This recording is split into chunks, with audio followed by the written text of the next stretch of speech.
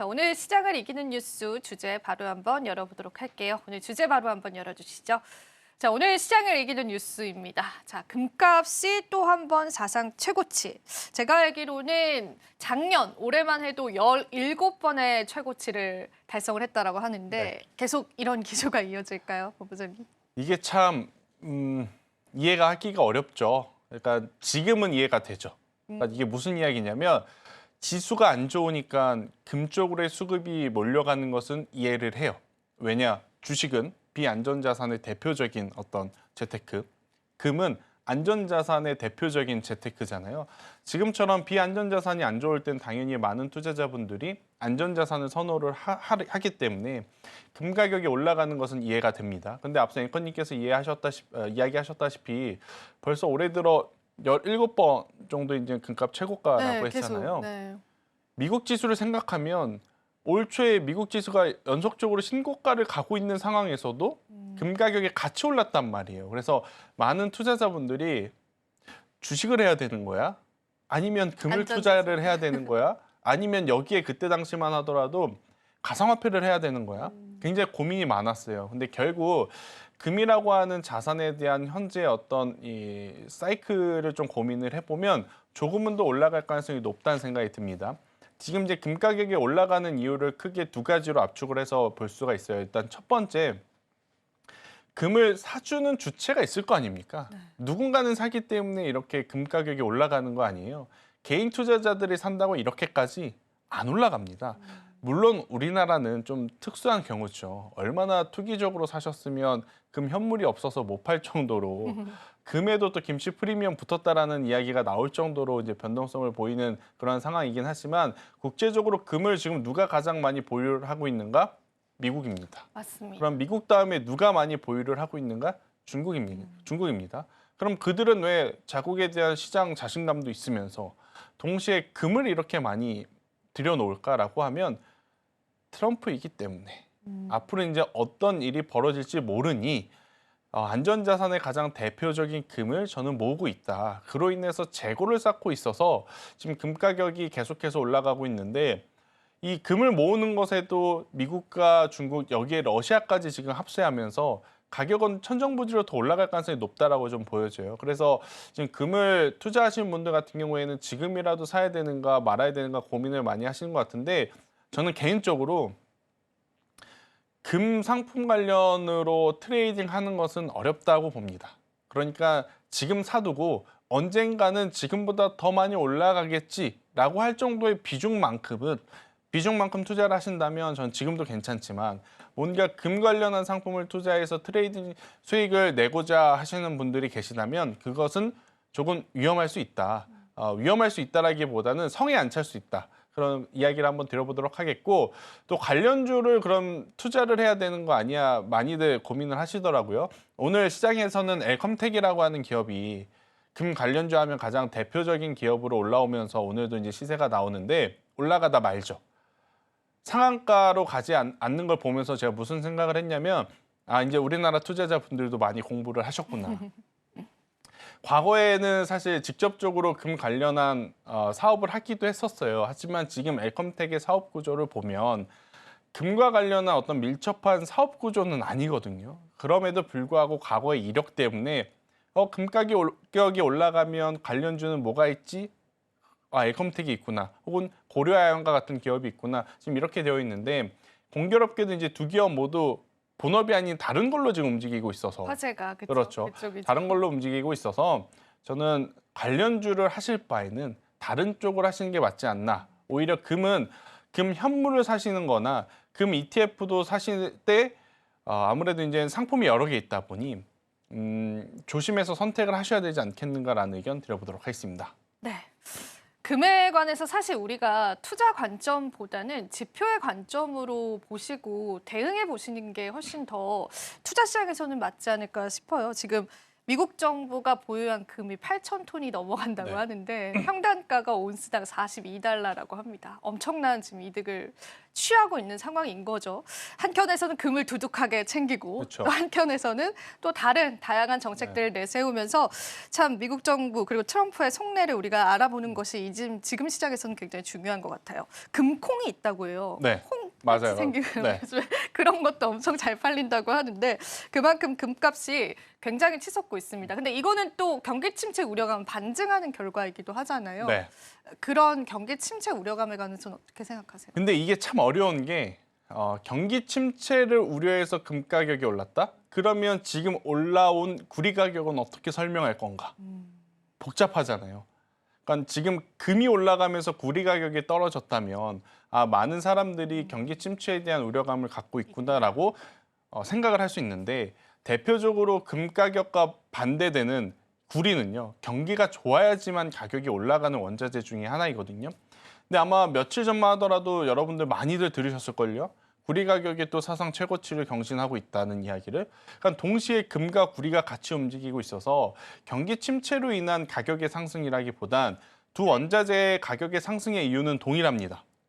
구리도 마찬가지예요. 미국이 재고를 쌓아놓고 있어서 이렇게 좀 보시면 될 것 같아서 금 가격이 상승한다 그래서 무조건 경기가를 부정적으로 보실 필요는 없지 않겠는가라는 생각이 들고 있고 앞서 코너 처음에 제가 이제 잠깐 말씀을 드렸는데 간밤에 미 증시의 지표들이 좀 나왔어요. 네. 미 지표 기준으로 봤었을 때 나쁘진 않았습니다. 그러니까 파월 연준 의장의 이야기가 조금 더 신뢰성이 계속해서 쌓여가는 거죠. 금리 인하 물론 할 수는 있는데 서둘러서 할 필요는 없다. 그 이유는 많은 사람들이 지금 걱정하는 만큼 우리나라 경기가 그렇게 안 좋은 게 아니라 굉장히 잘 연착륙하고 있으니 너무 걱정 안 해도 되지 않겠는가 이런 뉘앙스에 맞는 좀 숫자가 나왔어요. 그래서 저는 경기 침체에 대한 부분을 미리 걱정하실 필요는 없다. 그런데 계좌를 보면 걱정이 안 될래야 안 될 수가 없을 겁니다. 너무 걱정됩니다. 네. 그동안 이제 주도주였던 반도체가 지금 힘이 빠지고 2차 전지주들도 힘을 내지 못하고 그래서 이제 많이들 고민하실 것 같은데 원자재 쪽에서 트레이딩 기준으로 본다면 저는 오히려 금보다는 구리를 보는 게 맞지 않겠는가라는 생각이 들어요.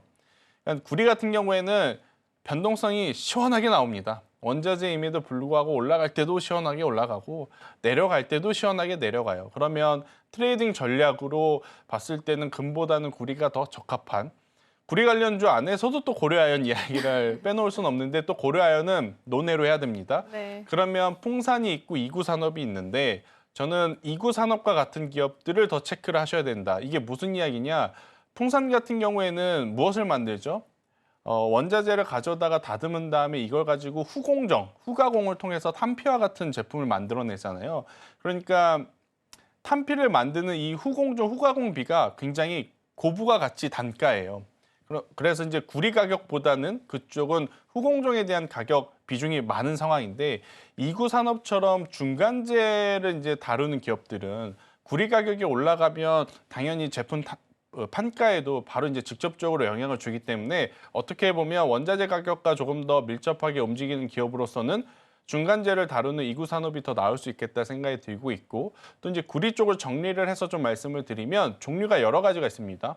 황동이 있고 신동이 있고 전기동이 있는데 황동이 이제 구리 함량이 가장 낮은 신동은 어떻게 보면 중간 그리고 이제 전기동이 거의 이제 순수 구리라고 좀 보시면 될 것 같은데 그럼 당연히 황동을 취급하는 기업들보다 전기동을 취급하는 기업들이 구리 가격과 더 밀접하게 움직이겠죠. 그래서 황동 쪽은 대창이라든지 서원 이렇게 좀 드릴 수는 있을 것 같고 중간에 신동 같은 경우에는 이구 산업이 이제 가장 대표적일 것 같고 뭐 이제 전기동 같은 경우에는 LS 쪽을 바라보시는 게 더 맞지 않겠는가라는 의견. 그래서 이 부분은 시청자분들이 나는 안정적으로 구리 가격만 본다라고 하시면 LS가 나을 것 같고 중간재이기 때문에 변동성을 좀 노리겠다 하시면 이구 산업을 이렇게 좀 추리시는 게 맞지 않겠나라는 의견 드리겠습니다.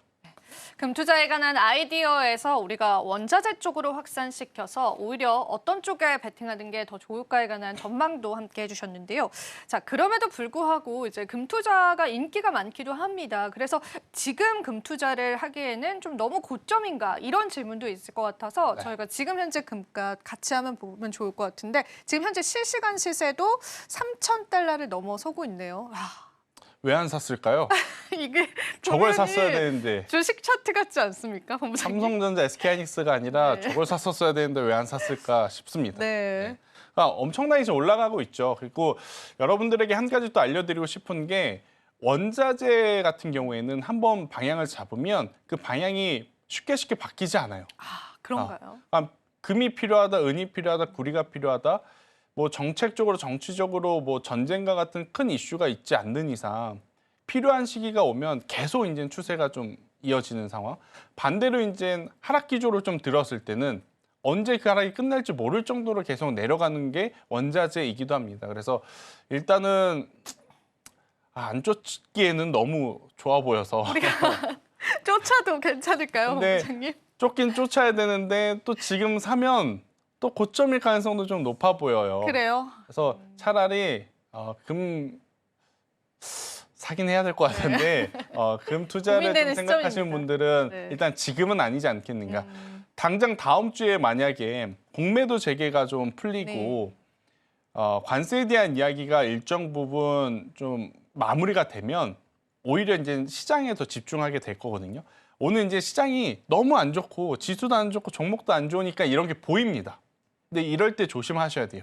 이럴 때 끈기 있게 못 입고 다른 데 가면 내가 사면 고점인 그렇죠. 거죠. 네. 그렇게 될 수 있으니까 만약 다음 주에 특별한 일정이 없다면 저도 금투자에 대해서 조금 더 긍정적으로 이야기를 드렸을 것 같은데 다음 주에 우리나라 증시 기준으로는 지금 해결되는 요소들이 많아요. 그래서 일단 다음 주까지는 국내 증시의 흐름을 조금 더 보셨으면 좋겠다는 이야기 드리도록 하겠습니다. 네, 이렇게 해서 저희가 안전자산 쪽으로 쏠린 투심에 관한 이야기를 좀 들어봤는데요. 그럼에도 불구하고 우리 시청자분들께서는 또 주식 투자를 하시는 분들이니까 우리가 다음 주 시나리오를 좀 예측을 해보면서 다음 주에 어떤 대응점들을 가지고 가야 할지 앞서서 언급해 주신 것처럼 공매도 재개라고 하는 그런 큰 이벤트가 있기도 하죠. 그 전략 마지막으로 한번 들어볼게요. 매수하여야 됩니다. 아, 빠지면. 그러니까 과거 트럼프 일기 때 관세 이야기가 지금보다 더 어떻게 보면 험했었거든요. 근데 하지만 시간이 지나고 나서 보면 결국 관세로 인한 양국 간의 어떤 노이즈는 매수의 기회였습니다. 하지만 이제 다 매수를 해야 되는 거냐? 그건 아니죠. 판매량, 판매 단가, 수요에 대한 부분이 문제없는, 그러니까 펀더멘탈은 문제없고 센티멘탈 때문에 빠진 업종들은 저는 매수를 해야 된다. 대표적으로 반도체는 특히나 레거시 쪽은 눈에 뻔히 보이지 않습니까? 디램 가격이 올라오고 있고 낸드 플래시 가격이 올라오고 있고 그러니 저는 이쪽에 대해서는 다음 주에 만약 시장이 조금 더 흔들리더라도 매수 기조를 가지고 보셔야 된다는 의견 드리겠습니다.